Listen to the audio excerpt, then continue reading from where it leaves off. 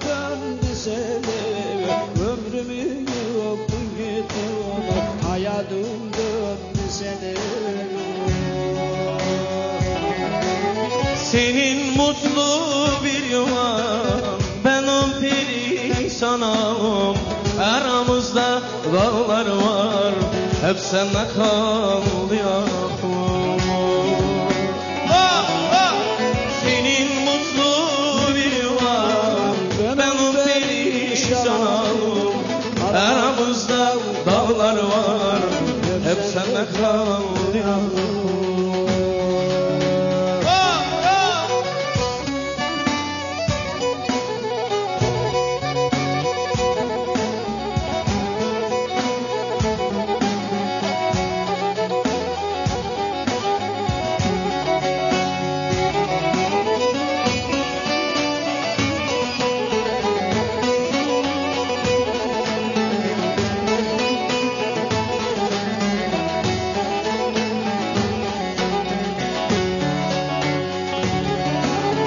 Hasredin yüreğime alev alev yanayım.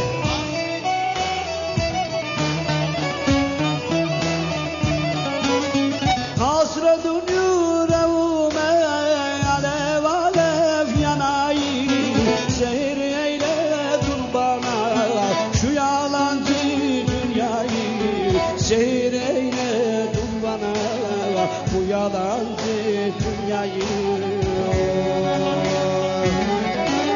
Senin mutlu bir yuvan, benim perişanım. Aramızda dağlar var, hep sende kaldı aklım. Beraber.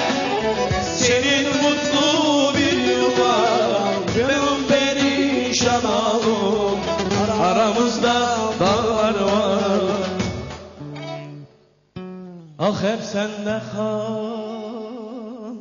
aklım. Teşekkür ediyoruz efendim.